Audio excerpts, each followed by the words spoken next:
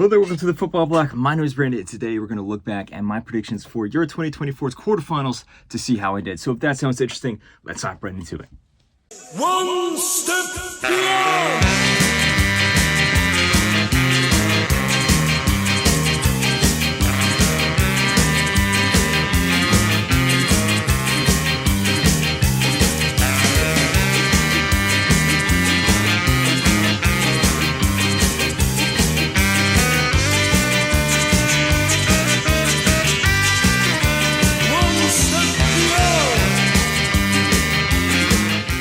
So the quarterfinals has come to a close. 4 teams have been sent home. 4 teams move on to the next round. But before we look on to the semifinals, let's take a look back at these quarterfinals here.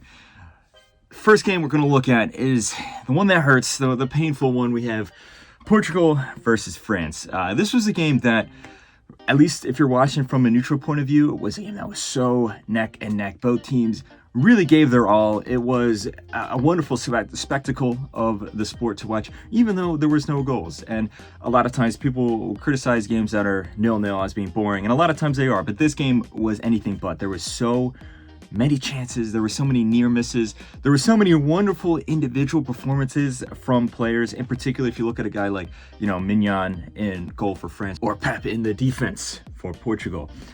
I think that both teams really showed up. It was a game that was fully, just motivated by passion. Tactics. Some of the tactics just went out the window at some points.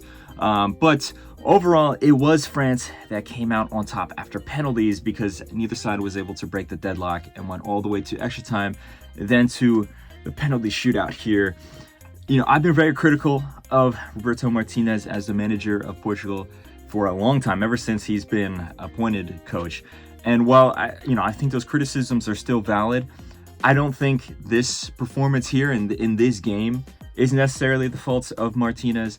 It was just a game that is really tough. You're going up against one of the best teams in the world in France.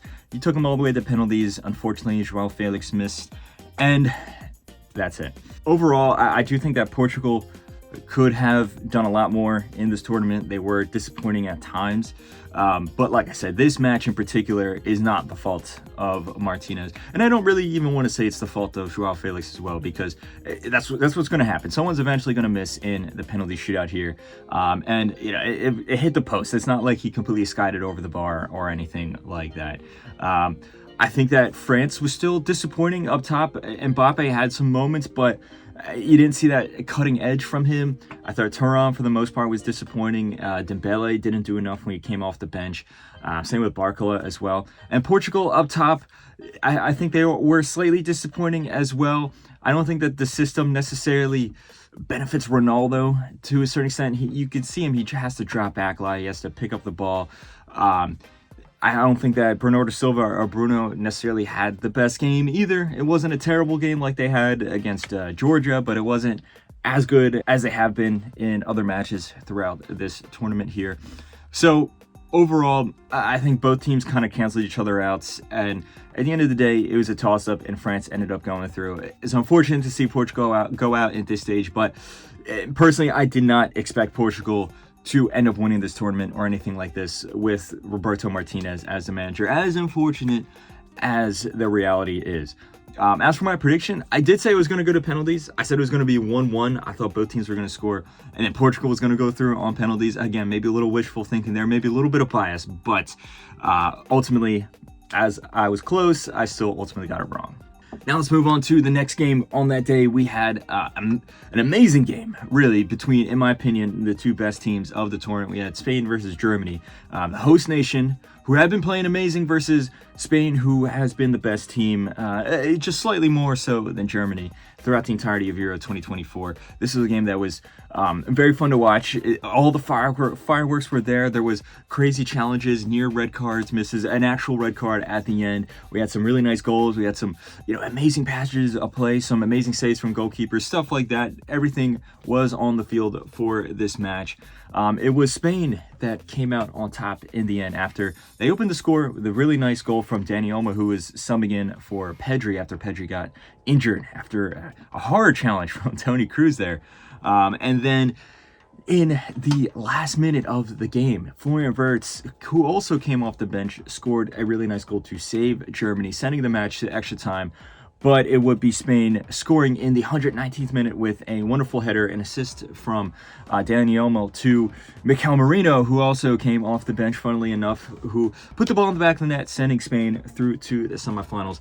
Overall, I think Spain was a better team throughout this game. I thought from the first half and into the beginning of the second half, they dominated the match. Germany was still in it, of course. Germany still had a very valiant performance, but it wasn't until you started to see Spain maybe get a little tired where Germany started to gain some semblance of control over the match. But then once it got into extra time, then you started to see Spain just fully dominating the game again. I think they were deserved winners to go through. Germany, they got this match to be really close. I think a big part was because they are the host. They have the home advantage of all the crowd on their side, stuff like that. But ultimately, I think Spain deserved winners. My prediction was that Spain was going to win 3-2. I thought there was going to be a lot of goals in this game, but I thought just Spain had that little bit more of an edge to them, in particular if you look at their wingers. Ultimately, that was true, and I got the right goal difference. It was just, instead of being 3-2, it was 2-1. So next up, we have England versus Switzerland, and I have to admit, for a game here at this stage, this game was actually pretty disappointing. I know that I'm an England hater. I don't like the English team. I don't like to see them succeed. But even if I did, this game was just so dull. As of England's all of their games been this tournament, they have been so lethargic and just boring to watch. And Switzerland is a team that isn't really going to light up the stage for you. They've been a very solid team, a very good team this tournament. This has been a great performance, all things considered. But they're a team that they don't have a bunch of world-class attackers. They're not going to drop, 5 goals on you or something like that. So this game just, it basically turned out to be a very, very dull game as both teams kind of just cancel each other out. I think that it was more of the same from England. I know the first half performance, a lot of people were talking about how, they had some more chances. They got on the ball a lot more in terms of their wingers and their attacking midfielder stuff, but they didn't score. And then in the second half, they just reverted back to the style that they've been playing throughout the rest of the tournament, where it's just relying on the defense, having a very dull performance up top, nothing really creative happening up there, no clear chances. It wasn't until Switzerland scored a bit of a scrappy goal, but a deserved goal, because they were getting into the game. They were creating some half chances. They were getting into good positions. It wasn't until after Switzerland scored that England kind of woke up, and then you saw them trying to do something at least, and it's really didn't piece together 100%. But as I said before, when you have all these world-class guys on the pitch, whether it be Jude Bellingham or Harry Kane or Saka, in this case it was Saka, he scored a really nice goal, chance out of nothing, basically tied it up 1-1. It went to extra time. I think neither team really wanted to overextend themselves, so it ended up going to penalties, and surprisingly enough, it was England that went through. England has a very long and historied relationship with penalty shootouts, but it was England that went out on top here after Akanji missed his penalty. I think you can argue that England deserved to go through because of the players that they have on the pitch. They have obviously a much more talented squad, but I have to admit, I think Switzerland was the better team here. As for my prediction, because I thought Switzerland is just a much more solid team, I said it was going to be a close match, but they would win 2-1. Ultimately, I was wrong here, and England was the one that ended up going through.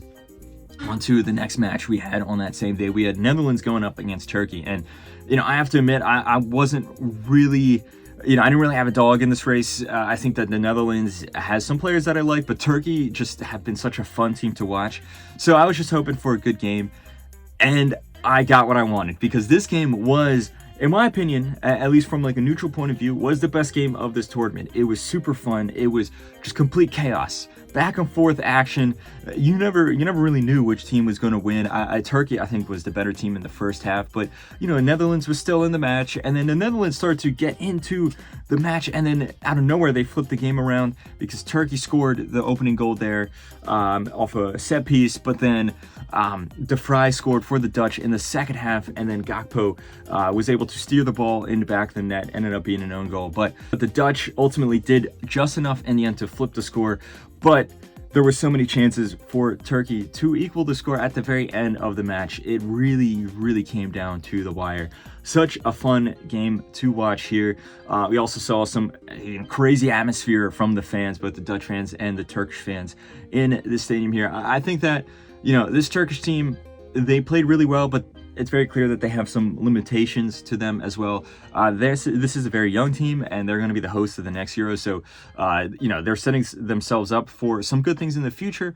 I think the biggest thing about this Turkish team, though, they're being carried by just the vibes, the atmosphere. Obviously, there's so many Turks living in Germany. So this wonderful experience that they had, this electric atmosphere that they have in the stadium has been carrying this team a lot farther than you can argue that probably that they should have.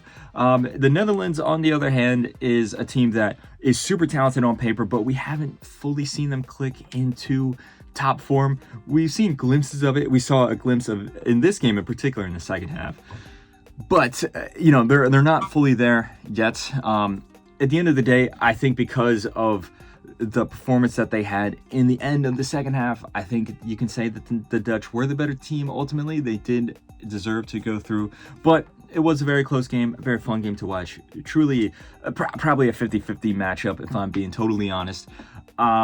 As for my prediction, I said that it was going to be really close and it was going to be crazy, but Turkey was going to come out 2-1 because of that fan atmosphere, and that was very close. Turkey did almost win, but like I said, it was the Dutch that pulled through here. As for my predictions overall, for all four of these matches, the only team I got correct going through was Spain. That being said, I did kind of call the nature of each of these games. I did correctly predict how these games would play out. For example, I knew that it was going to go to penalties for France and Portugal. I did know that the Netherlands and the Turkey match was going to be very chaotic, but unfortunately, I just got the wrong team going through.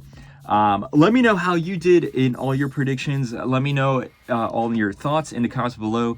Don't forget to like and subscribe. Share this video with a friend. But anyway, guys, my name is Brendan. This has been the Football Bloc, and I hope you guys have a nice rest of your night. One step beyond.